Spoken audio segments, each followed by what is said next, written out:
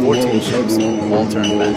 0 got through. That is not a warning. That is not a threat. That is the United States Navy physically closing Iran's coastline. Every port, every cargo route, every economic lifeline that runs through the Persian Gulf in 72 hours flat. While that was happening on the water, something equally decisive was unfolding on the diplomatic front. Israel just secured a ceasefire with Lebanon. 10 days. Signed. Done. 2 fronts simultaneously. Controlled. Iran woke up this morning cornered in a way it has not been since this war began. The IRGC is making threats, the tankers are turning around, and the ceasefire clock in Lebanon is already ticking. But there is something about how this blockade actually works. The specific mechanism the mainstream coverage keeps getting wrong, that changes everything about how long Iran can hold on. We'll get there. Go back to Monday, April 13th, 10 a.m. Eastern Time. That is the exact moment CENTCOM's blockade switches from announced to operational. Not a press release, not a diplomatic note. Guided missile destroyers physically take position across Iranian port approaches in the Persian Gulf and the Sea of Over 100 U.S. aircraft, surveillance platforms, fighters, maritime patrol begin continuous rotation above the waterway that carries 1/5 of the world's oil supply. More than 10,000 American military personnel are now enforcing a perimeter that no commercial vessel can cross without explicit U.S. authorization. This wasn't improvised. Analysts familiar with CENTCOM plan confirmed the blockade architecture was designed once ago, layered, redundant, and built specifically to avoid the legal vulnerabilities that would invite Chinese or Russian counterpressure. The target is precise. Vessels entering or departing Iranian ports. Not all Hormuz traffic, Iranian ports specifically. That precision matters, because it keeps global shipping moving, mostly while strangling Tehran's economic oxygen at the source. And the results are immediate. In the first 72 hours, 14 vessels complied with U.S. instructions and reversed course. Not one attempts to breach. Not one forces a port. The U.S. Navy doesn't fire a shot, and Iran's maritime trade stops cold.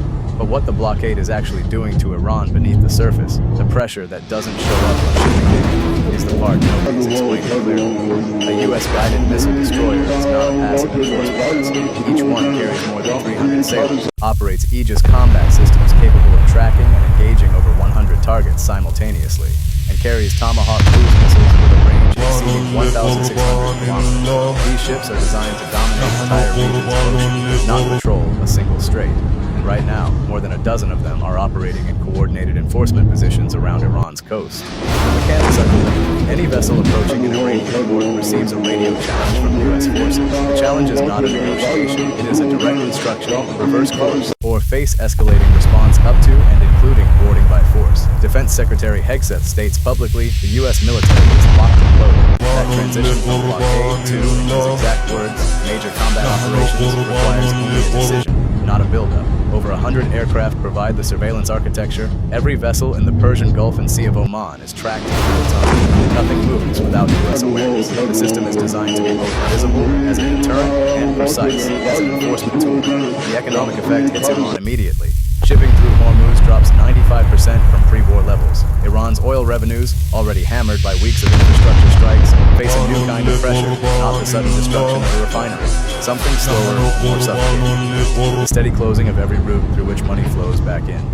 CENTCOM Admiral Brad Cooper describes the force as focused, vigilant, and highly motivated. 3 words chosen carefully. Focused, this is not chaos. Vigilant, nothing slips through. Motivated, these are professionals executing a mission they believe in. But here's what the blockade is doing that the technical briefings don't capture. The hidden pressure point that Iran's commanders understand, and Washington is deliberately not broadcasting. Iran is not without options, let's be direct. The IRGC Navy has operated in the Persian Gulf for 4 decades. They know these waters, the currents, the shallows, the radar shadows created by coastal geography, with an intimacy no foreign fleet can fully match. Their Noor anti-ship missile, derived from Chinese C-802 technology, carries a 165-kilogram warhead, flies at sea-skimming altitude to defeat radar detection, and reaches targets 170 kilometers away from mobile coastal launch platforms that are difficult to locate and preemptively destroy. Iran's asymmetric doctrine is specifically designed to threaten exactly the kind of surface fleet the U.S. is deploying. Fast attack boats storming larger vessels, shore-based missile batteries targeting destroyers, the constant threat of mining that forces caution on every transit. The Strait of Hormuz itself is Iran's ultimate geographic card, 33 kilometers at its narrowest. Iran does not need to sink a destroyer to cause a global crisis. It needs only to credibly threaten the waterway. Insurance rates spike, tanker captains reroute, markets seize. Major General Ali Abdullahi of the IRGC Katamal Anbiya Central Headquarters states publicly that continued U.S. blockade will constitute a prelude to a violation of the ceasefire. Iran warns it can halt all trade across the Gulf, the Red Sea, and the Sea of Oman. That is not an empty threat geographically, but But the U.S. prepared for exactly this. The mine clearance mission that begins April 11th, 4 days before Blockade full enforcement, deploys USS Frank E. Peterson and USS Michael Murphy specifically to establish clear transit lanes through Hormuz. Washington anticipated Iranian mining. The counter was already in motion before the threat was made. Iran's deterrent exists, it is real, and so far, it has not stopped a single ship from running. Here is what completely halted actually means inside Iran right now. Bandar Abbas, Iran's most critical commercial port, sitting directly at Hormuz's mouth, processes roughly 85% of Iran's container imports under normal conditions. When the blockade activates, cargo queues freeze within 48 hours. Ships that would carry refined petroleum outbound sit anchored. Vessels carrying industrial components, agricultural inputs, pharmaceutical precursors, held at distance by U.S. enforcement. The port doesn't explode. It suffers. In the residential neighborhoods of Bandar Abbas, in the apartment blocks that house the families of dock workers, power cuts begin arriving unpredictably. A woman named Fatima, her family has worked the port for 3 generations, describes it to a regional correspondent. The lights go out at 11 p.m., the generator kicks in, the children sleep through it now because it happens every other night. She doesn't know exactly why. She only knows something has changed.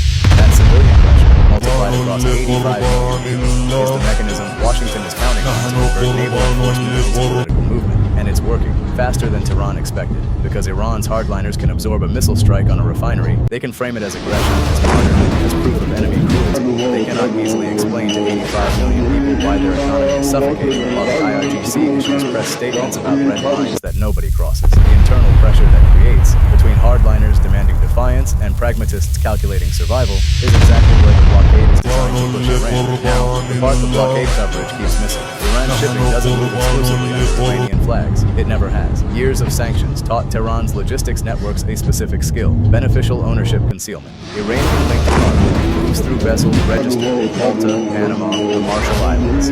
Flags of convenience that obscure who actually owns the oil wealth of the hull. The blockade, as legally defined by CENTCOM, targets vessels entering or departing Iranian ports, not vessels by Iranian ownership. Iranian ports specifically. That creates a gap, and Iranian operators, practiced at navigating exactly this kind of legal ambiguity, know the gap exists. The sanctioned tanker Rich Starry, registered outside Iran, attempts Hormuz transit. Independent shipping trackers show other Iran-linked vessels crossing the Strait itself, not reaching Iranian ports, but moving cargo through alternative routing chains that partially circumvent the blockade's stated scope.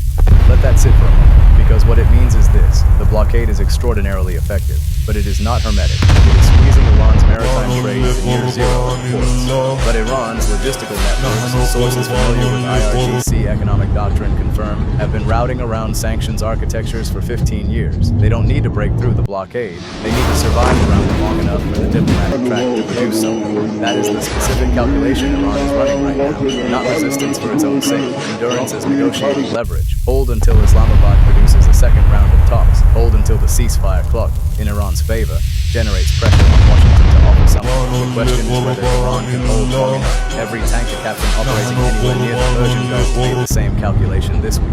Do I risk a U.S. radio challenge? Do I absorb the extra cost of rerouting around the blockade perimeter? Do I hold position in international waters and wait for the diplomatic situation to clarify? Most chose to wait. Shipping through Hormuz drops 95%. That single number travels in real time to energy trading desks in London and Singapore, to refinery procurement managers in South Korea and Japan who built entire supply chains around Persian Gulf access. Oil prices remain volatile, not crashing, not spiking, sitting in the uncomfortable range where markets can't price the risk because they can't read the timeline. The S&P 500 hits record highs as investors bet on diplomatic resolution. But those same investors are watching Hormuz with one eye and Islamabad with the other. The two stories are connected. They just haven't converged yet. China condemns the blockade publicly as reckless and urges restoration of Strait navigation. Beijing's condemnation matters not because China is about to intervene. It isn't. But because Chinese demand is one of the pressure relief valves that kept Iranian oil revenues alive under previous sanctions. If that channel narrows further, Tehran's options shrink in ways that the IRGC cannot compensate for with military posture. And then, today, hours ago, the Lebanon front goes silent. A 10-day ceasefire between Israel and Lebanon announced at 5 p.m. Eastern. Two fronts Iran was managing simultaneously: Hezbollah's sustained rocket campaign in the north, the direct confrontation with U.S. naval forces in the Gulf. One of them just paused, by agreement. Under U.S. diplomatic management, the Iran-backed resistance held Lebanon for weeks. It cost Israel real pressure. But tonight, Lebanon is quiet. What that silence means for Hezbollah's internal calculus, and for Iran's remaining leverage, is the question nobody has answered yet. There is something that gets lost when we talk about destroyers and blockade percentages and diplomatic timelines. Behind every vessel that turned around this week, behind every frozen cargo queue at Bandar Abbas, behind every CENTCOM press statement measuring success and ships turned around, there are real people absorbing the weight of a war they did not choose and cannot escape. There are families in southern Lebanon who heard the ceasefire announced today and felt something fragile stir. Not quite hope, because hope has been announced before and expired before, but something quieter. The possibility of one night without silence. And there is Gaza, still there, still burning, in ways that more news coverage displaces from the front page but cannot displace from the consciousness of the hundreds of millions of people watching this conflict from Jakarta, from Karachi, from Cairo, from Sao Paulo. People for whom Palestine is not a geopolitical variable, but a movement that has been open for decades and keeps being told it is healing. The hospitals, the schools, the civilian infrastructure that keeps appearing in strike assessments described as collateral by the same institutions that also claim precision. At some point, and this is not opinion, this is what international humanitarian law has said for 70 years, the accounting must happen, the ledger must be opened and read. The history that buries its civilian dead under the language of military necessity eventually gets excavated. Always. The only question is when. The world watching this conflict is not the world of 1991. Information moves at a speed that outpaces the official narrative. The woman in Bandar Abbas with the generator and the sleeping children. Her story reaches Jakarta before the press briefing reaches Washington. And the people in Jakarta, in Karachi, in Lagos, in Buenos Aires, they are watching, they are counting, they have been counting for a long time. Enough. That word keeps surfacing in streets, in comment sections, in the quiet conversations between people who are tired of being told that this time it will be different. Enough is not a slogan. It is a measurement, and the measurement keeps climbing. Three things we do not know. We do not know whether Hezbollah has genuinely accepted the Lebanon ceasefire or is simply absorbing a pause that suits its own timeline. The IRGC has not confirmed the terms. Hezbollah's military wing has not confirmed the terms, and Israeli operations in southern Lebanon continue within the same 24-hour window the ceasefire was announced. We do not know what Iran actually offers or refused to offer in Islamabad. The nuclear gap between Washington's demand for a 20-year suspension and Tehran's offer of 3 to 5 years is not a rounding error. It is the entire strategic question of this war, and that question has no public answer. We do not know what happens if one vessel attempts to breach the blockade and U.S. forces respond with something beyond a radio challenge. What we know is certain. The U.S. Navy has turned back 14 ships in 72 hours without firing a shot. The Lebanon front has paused. Pakistan's army chief is in Tehran today trying to bridge a gap that neither side has publicly closed. What nobody knows is whether any of this falls past April 22nd, when the ceasefire clock expires. That date is 6 days away. When it arrives, whatever happens next will happen fast. We will be watching every hour. Make sure you're here.